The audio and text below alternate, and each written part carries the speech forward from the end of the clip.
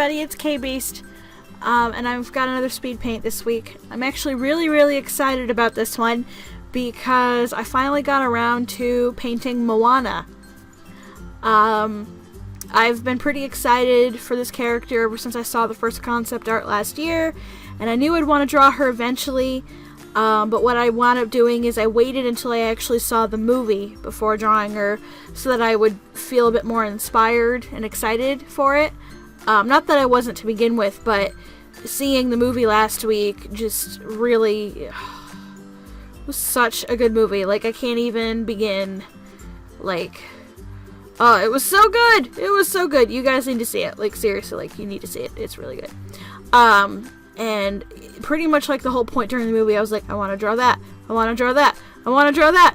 I want to draw all the things! And when I came home, I immediately Googled the art book. So I have that book marked on Amazon, and I want to buy it when I have the money. So, yeah, it's very pretty.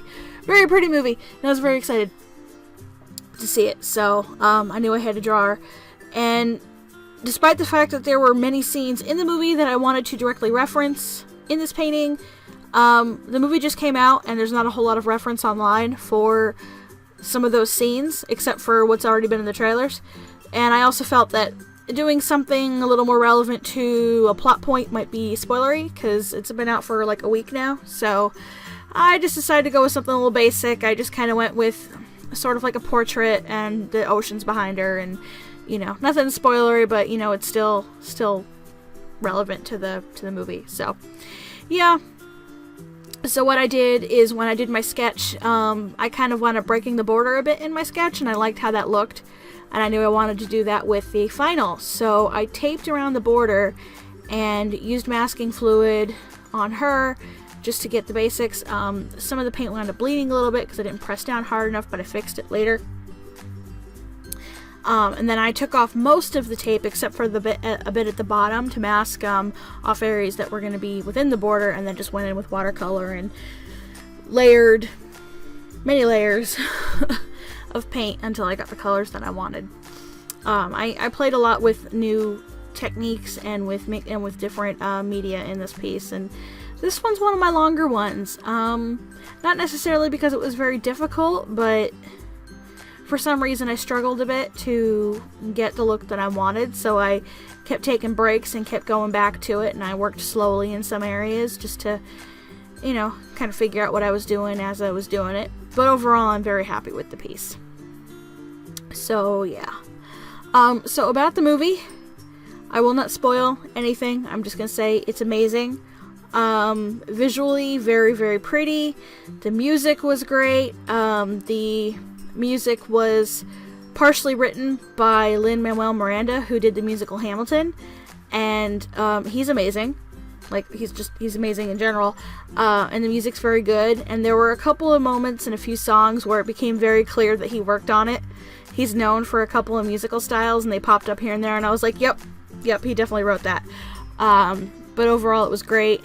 I went to go see it with my girlfriend Alicia, and my best friend John, and his sister Shay. And during the whole movie, Alicia cried like 6 times, she said. Like, she was moved to tears.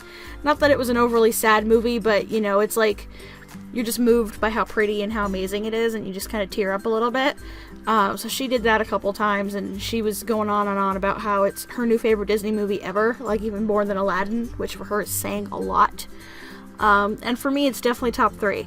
Out of like all the Disney movies I've seen, definitely top 3. I enjoyed it that much. And I was teasing her about like how much she freaked out, and was doing a bit of Googling and found out that the movie had the same writer and director as Aladdin and The Little Mermaid. So, like, I get, like, that made sense to me. Like, okay, that's why it's so good. The same people made it. So yeah, I cannot recommend this movie enough.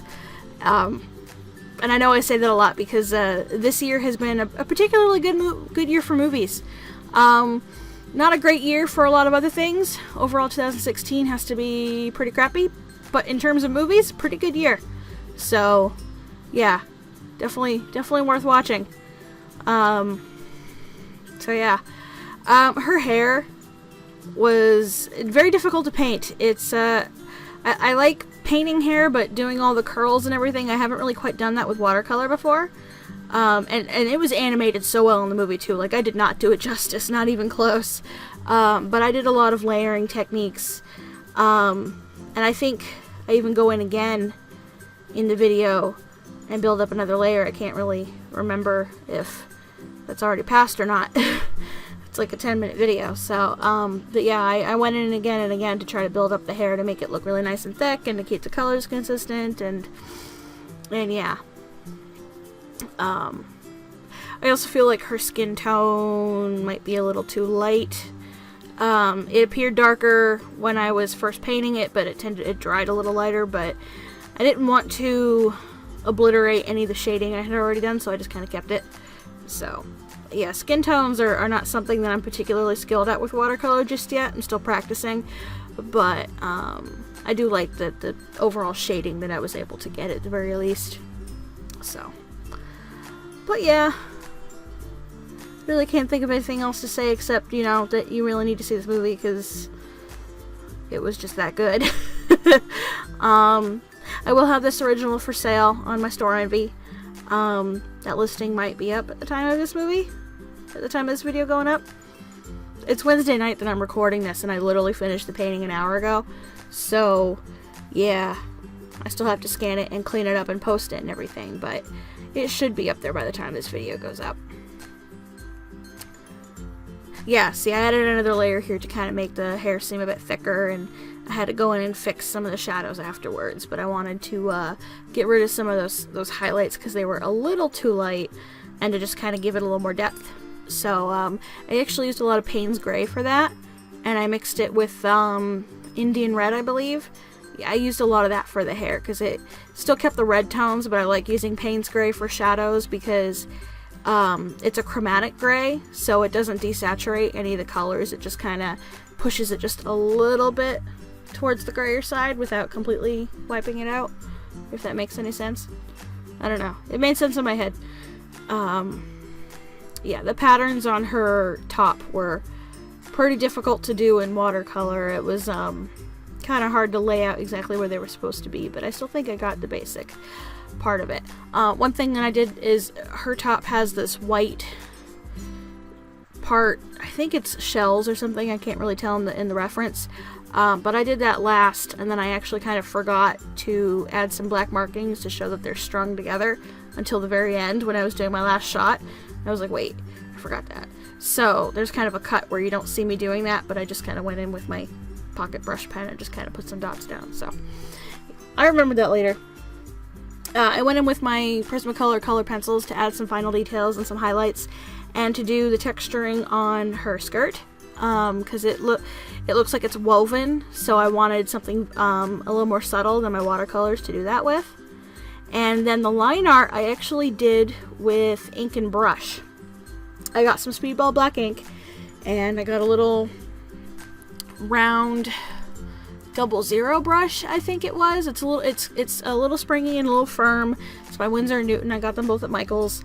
I've been watching a lot of the art videos by Donica Sills, and she does a lot of line work with brush and ink, and I thought it was really fun to try out. I do love brush pens, but this definitely felt a lot more different than the Pentel Pocket Brush pen. I love using that pen, but it's a very soft brush, so for some finer details it's really hard to get a lot of control.